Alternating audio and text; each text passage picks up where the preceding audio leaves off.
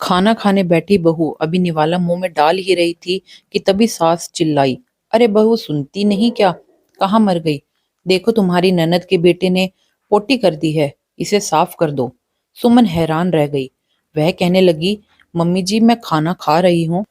उसकी सास जो है वो गुस्से से चिल्लाते हुए बोली, खाना खाकर तुम मुझ पर कोई एहसान नहीं कर रही हो जो इतना तेज चिल्ला रही हो। चुपचाप आकर यहाँ की सफाई करो। अब सुमन का मन खिन्न हो उठा था। वह खाने को प्रणाम करके उठ खड़ी हुई। हाथ धोकर उसने खाना एक दूसरे प्लेट से ढक दिया और ननद के बच्चे की पोटी साफ करने के लिए चली गई। उसकी ननद मायके आई हुई थी और आज उसकी तबीयत थोड़ी खराब हो गई थी, तो वह डॉक्टर से दिखाने के लिए गई थी। अपना बच्चा उसने घर पर ही छोड़ दिया था कि माँ और भाभी उसे देख लेंगी, और खुद वह अपनी सहेली के साथ डॉक्टर के पास गई थी। वैसे तो उसकी सास हमेशा बच्चा पालने के गुण उसे भी सिखाती रहती थी। उसका खुद का बेटा आज 4 वर्ष का हो चुका था। उसने ही अकेले बेटे की परवरिश की थी, लेकिन सास को ऐसा लगता था कि बहू को बच्चा पालना आता ही नहीं है। और आज जब ननद के बच्चे ने पोटी कर दी थी तो उसकी सास नाक मुंह सिकोड़कर उसे साफ सफाई करने को कह रही थी। खैर, उसने साफ सफाई कर दी और बच्चे को बोतल वाले दूध पिलाकर उसे सुलाने की कोशिश करने लगी। उसका खाना ऐसा ही पड़ा रह गया था। उसकी सास चैनल चेंज कर करके बस टीवी ही देखे जा रही थी। उसे बड़ी ही झुंझलाहट सी महसूस हो रही थी कि जब ज्ञान देने का समय आता है तो मम्मी जी कहती हैं कि बच्चों को पालना तो कोई मुझसे सीखे, और जब काम करने की बारी आती है तब मम्मी जी बच्चे का एक काम भी नहीं करती हैं। खैर, थोड़ी देर के बाद ननद आ गई थी तो अपने बच्चे को संभालने लगी थी। तब जाकर सुमन ने अपना ठंडा पड़ा हुआ खाना किसी तरह निगल कर खत्म किया। भूख तो उसकी कब की मर चुकी थी। वह तो बस खाना बर्बाद ना हो इसीलिए खाने के लिए बैठ गई थी, वरना उसकी सास चार बातें और सुनाती और उसे शाम को भी वही ठंडा भोजन खाना पड़ जाता।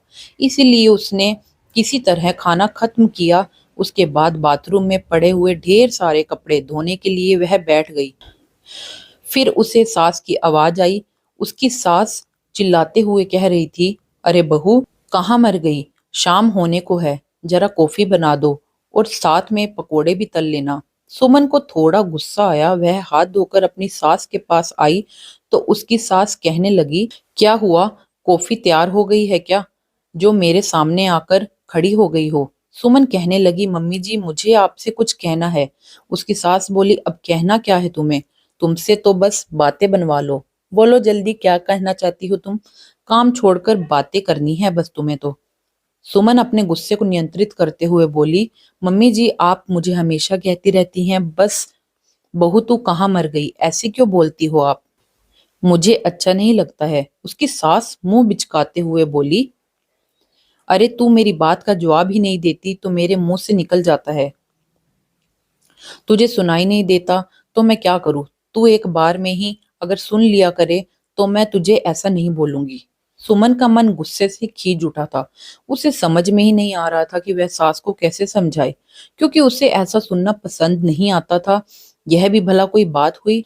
दिन रात उसकी सास यही बोलकर बुलाती रहती थी कि तू कहाँ मर गई। उसकी आंखों में आंसू आने लगे, लेकिन उसने अपने आप को नियंत्रित किया और अपने कार्य क्षेत्र यानी कि रसोई की ओर बढ़ती चली गई।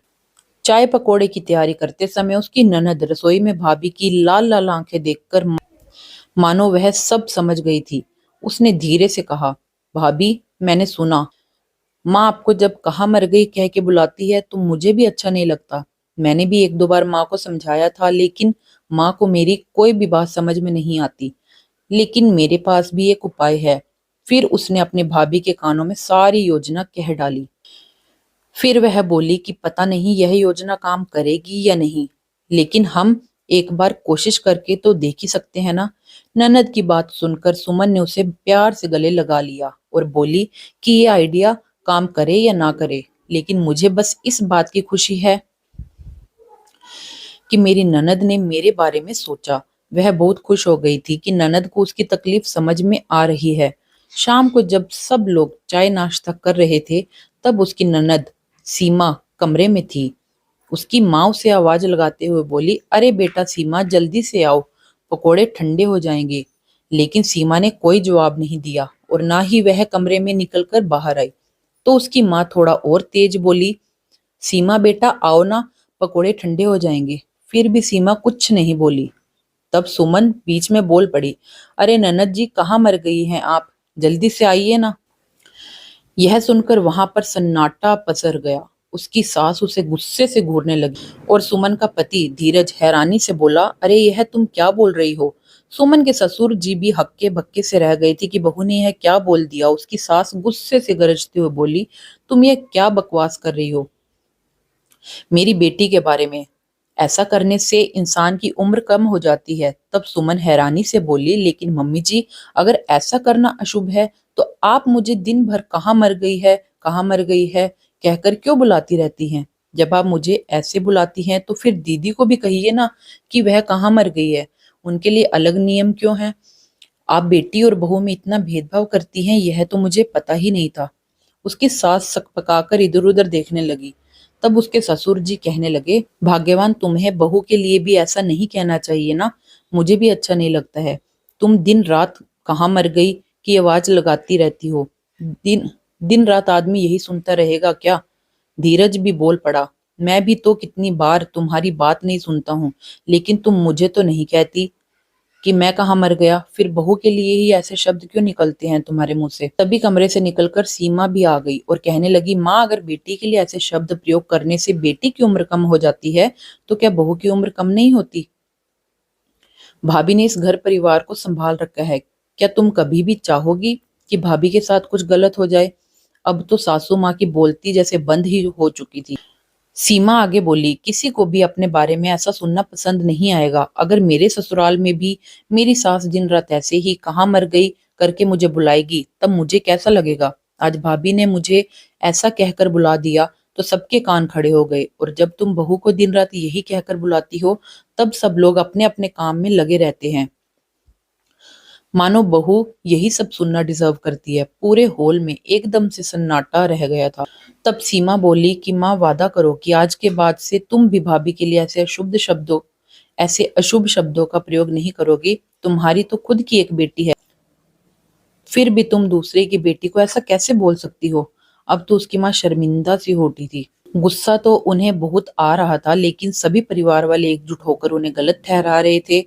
तो उन्होंने धीरे से कहा, चलो ठीक है, मैं मानती हूँ मैं अच्छे शब्दों का प्रयोग नहीं कर रही थी और आगे से मैं बहू को भी ऐसा कहकर नहीं बुलाऊंगी। तब जाकर सुमन ने राहत की सांस ली और उसने आभार भरी नजरों से अपनी ननद की ओर भी देखा, जिसने अपनी माँ को समझाने के लिए इतने प्रयास किए थे। तो दोस्तों, घर की बहू की जान इतनी सस्ती होती है क्या कि उसे ऐसा कहकर बुलाया जाए कि कहाँ मर गई है तू।